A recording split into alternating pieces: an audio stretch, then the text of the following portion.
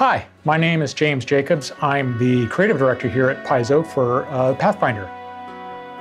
Our main goal with Golarion was to create a setting that had every sort of type of flavor of fantasy that somebody wanted to do all in one place. So like there are certain areas of Golarion that have like classic, elves and dwarves and Tolkien-esque type adventuring going on. There's other areas that are a lot more edgy with like devil worshippers running entire nations.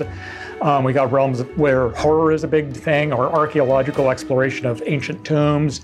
There's a coastline covered with pirates. One of the original ideas was that the further north you would go, you get into like primitive realms ruled by like tribal groups and barbarians, and there's like megafauna, and it's almost primeval in its nature. And then at the further south you get, things get a lot more, not necessarily civilized, but more high magic. So in the very far south, we've got nations where there were flying cities, entire nations ruled by undead creatures and ghosts, all sorts of just really high magic stuff. Kingmaker takes place more in the northern reaches. It's kind of sandwiched up there in the area where there's still a lot of magic and a lot of mysterious stuff going on. The influence of the Fey realm, called the First World, is very heavy in the region. There's dragons, there's all sorts of stuff like that. There's a long history of mysterious goings-on, but the average day-to-day person is going to be somebody that is pretty, down to earth in their makeup. When the player characters start building their campaign and building their new nation, they're only going to slowly but surely start realizing that there's bigger things going on between trolls and giant predatory beasts, and eventually dragons and mysterious creatures from beyond the borders of reality.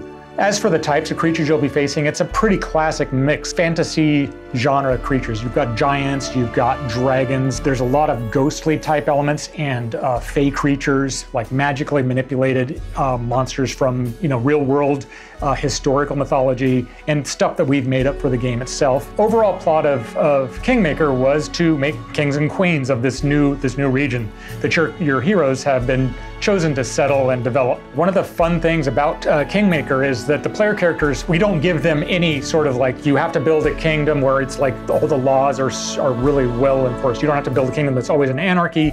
It's really open to you when you're building your new kingdom as to how it's run, what the laws are, what sort of edicts are going on, what sort of buildings you make. Are you going to have a lot of temples in your town? Are you going to have a lot of like fishing stuff or hunting or economic type elements? It's really left to you.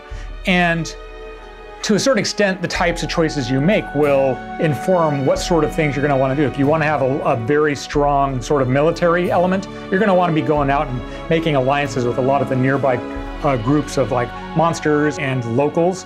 But if you're more into like trade routes and stuff like that, you might want to focus on like building roads between your new little towns that you're building, and making sure that they're protected from bandits or monsters along the way. The element of curses is actually a pretty powerful recurring theme in the game as well.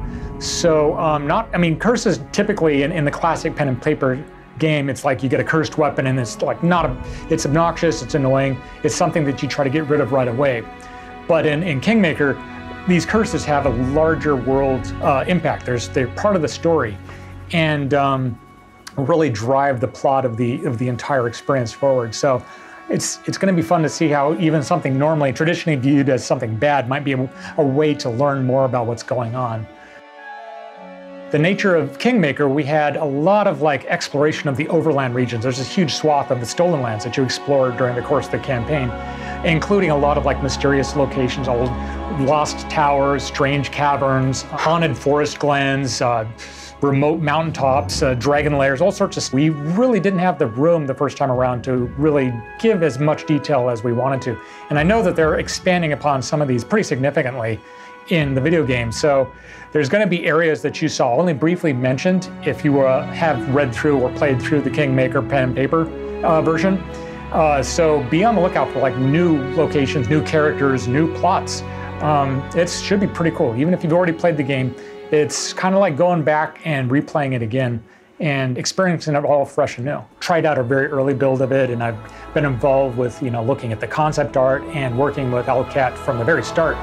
And it's been amazing working with these folks. Their ability to like dive in and pull out like elements from the campaign that I didn't even realize that were in there and build upon is astounding. It's something that I'm really looking forward to seeing the final product, because it's like an iteration of something that I've worked on before, made even better, because they've got all these new, the ability to have the computer run a lot of the micromanagement in the background and all of that, along with a lot of new characters that they're building into the game as characters you can meet. You'll also be able to meet some of our own iconic heroes in the game as well. And so it's this really cool mix of the old and the new. It should be pretty exciting.